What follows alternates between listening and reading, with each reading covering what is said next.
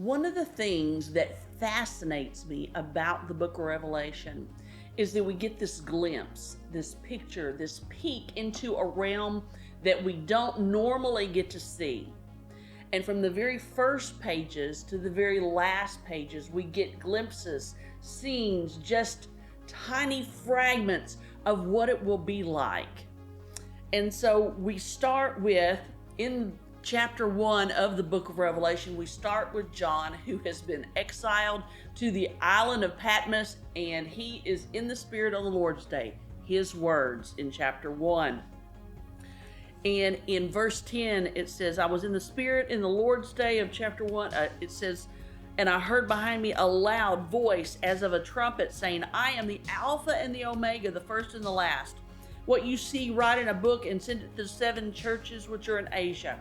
So Jesus is going to give John these letters. John is going to dictate these letters, and he sees a picture of Jesus Christ as he has never seen him before. And it's so overwhelming to him that he falls on the ground as if he is dead. He is so overwhelmed by the glory and the magnificence of Jesus Christ, who was, by the way, his best friend when Jesus walked the earth. So he's in the Spirit. He's about to dictate these letters. And then after he dictates the letters in chapter 4, John is taken away again, and he looks up and he sees in verse 1 of chapter 4, it says, after these things I looked, and behold, a door standing open in heaven. So he's looking and he sees into heaven. There's an open door where he can see into heaven. And he hears this voice like a trumpet that says, come up here. Now, don't you know that was one of those kind of experiences where he was like, wow, this is pretty awesome. But this is also kind of scary too, because I'm about to step into a realm that I've never seen before.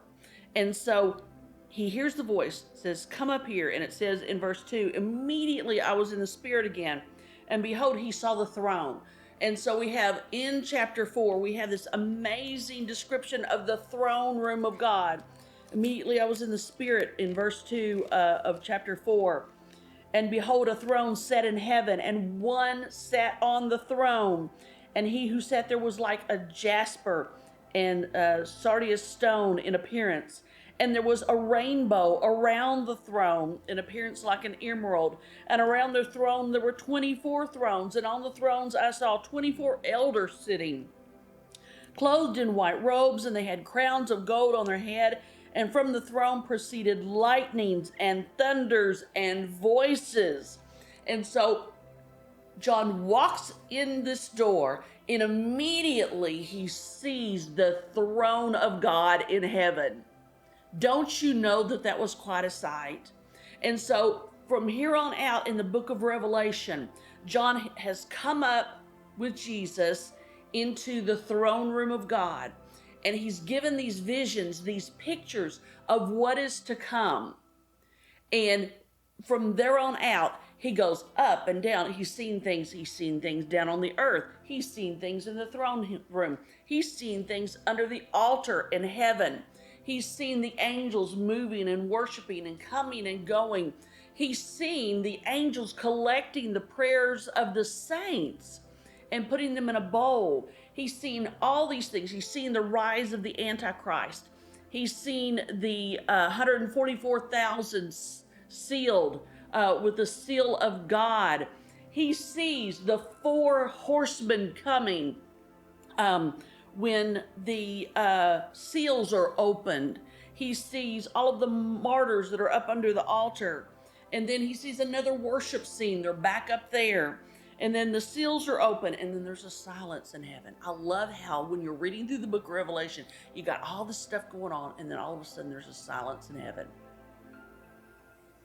Interestingly, one of the silences in heaven was broken when they gathered the saints' prayers, mixed it with fire, and all of a sudden thunder and lightning and all this noise came and broke the silence of heaven that had been called.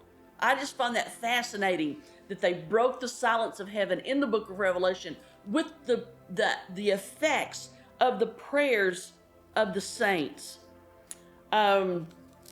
We have the trumpets. We have all of the things that are released upon the earth for the trumpets. And then we have the two witnesses. We're back down on earth. We have the two witnesses who speak and prophesy and proclaim to the people on earth. They preach, and then they are taken out by the beast, and they lay there, their bodies lay there dead. John has seen this. Their bodies lay there dead in the street for 3.5 days. And then all of a sudden, they rise back up to life. Don't you know, people were freaking out to see all this happening, and John was watching this from from heaven, go, whoa, that's crazy, man. That's just crazy. And so there's a point in chapter 14 where 3 angels are sent to earth to preach. Did you know that? 3 angels in the midst of the tribulation are sent down to preach.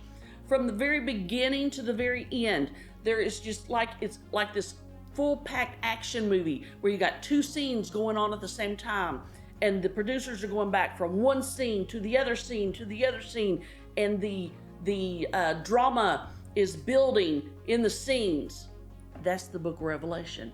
That's the way it works. So I challenge you, read the book of Revelation and watch for the changes in what John has seen, in where he is, what he's seen, when he's seen what's going on in heaven, when he's seen what's going on earth, when he's seen what's going on under the altar, when he's seen these things that are released in heaven that are having the effect in earth.